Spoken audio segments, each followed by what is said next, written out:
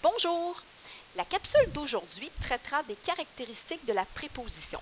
Tu retrouveras les informations à partir de la page 76 dans ta nouvelle grammaire pratique. Comme tu l'as sans doute réalisé lors de ta première lecture, les informations sont placées d'une façon différente. Je vais donc t'aider avec mes annotations à faire ressortir les informations pertinentes pour que tu puisses faire un organisateur graphique dans ton carnet. Ce que tu dois retenir d'abord en lisant le premier numéro, c'est que la préposition sert à former un complément. Donc, former un complément, c'est l'utilité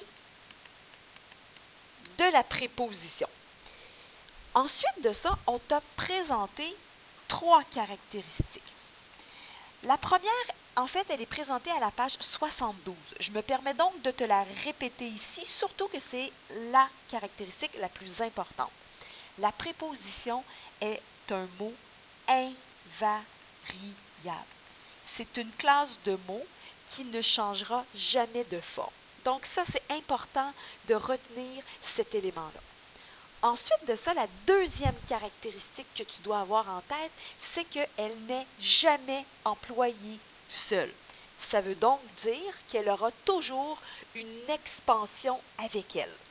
Ça, c'est donc ta deuxième caractéristique à garder dans tes notes.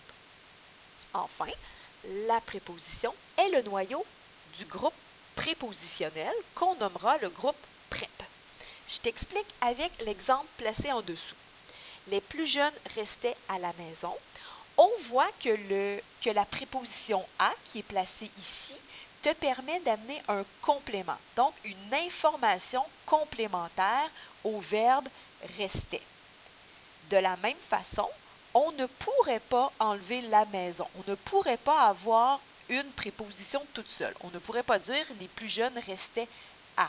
Donc, cet exemple-là nous démontre vraiment ce qui est écrit juste au-dessous.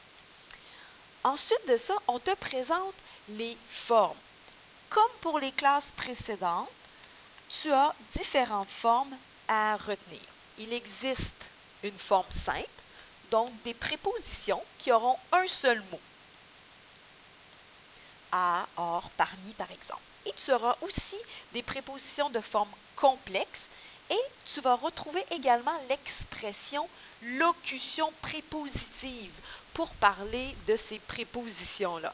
À ce moment-là, tu vas retrouver des expressions comme à cause de, au lieu de, grâce à, près de, quant à.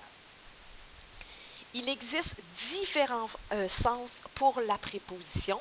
Je te laisse quelques instants pour que tu puisses faire un survol du tableau qui est placé au numéro 3.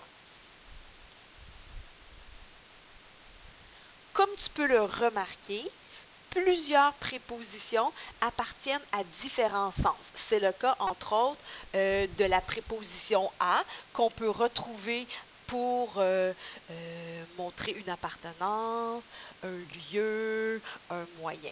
Donc, pour moi, ce n'est pas important que tu arrives à identifier le sens. Par contre, tu dois savoir que avec certains mots, certains sens sont obligatoires et c'est à ce moment-là, c'est le dictionnaire qui va t'aider à choisir la bonne préposition lorsque tu hésites. Je te fais un rappel également, je te demande de regarder l'encadré qui est placé ici. On a remarqué que la préposition permet, avec un déterminant, de former des déterminants contractés.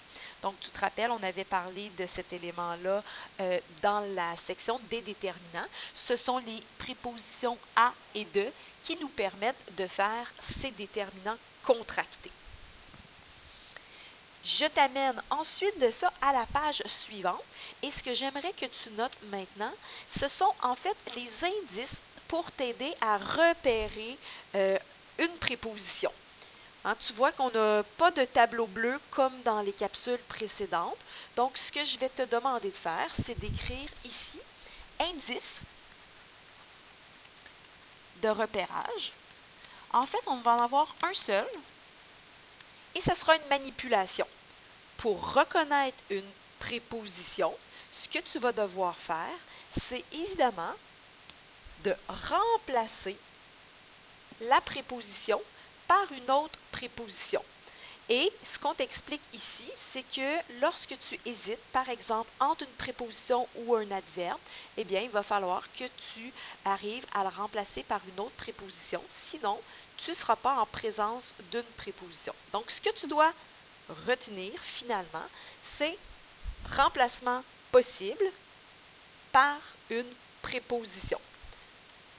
Oups, je vais juste effacer ce que je viens de noter ici. Donc, remplacement par une préposition. C'est la manipulation que tu vas devoir faire, la même qu'on utilise depuis le début. Donc, il faut juste faire attention pour ne pas se mélanger avec les adverbes qu'on va voir dans une prochaine capsule. Pour t'aider à faire cette manipulation-là, et c'est ce que je vais te demander de faire dans ton carnet VIREC, je vais te présenter une phrase mnémotechnique, donc une phrase qui va t'aider à mémoriser plusieurs prépositions. La phrase à retenir, c'est à, dans, par, pour, en, vers, avec, sans, sous, sur. Et là, notre phrase est non terminée. On appelle ça une phrase mnémotechnique parce que ça ressemble à, regarde bien ici, à, dans, par, pour, envers, avec, sans, sous, sur, et là, la phrase n'est pas terminée. Donc, Anvers, c'est une ville en Europe, et puis tu vois là, que le Adam, c'est le prénom d'une personne. Mais nous, ce qui est important de retenir, ce sont vraiment les prépositions qui sont placées dans le haut, et c'est ce que je te demande de retranscrire dans ton carnet VIREC et de mémoriser par cœur. Bon travail!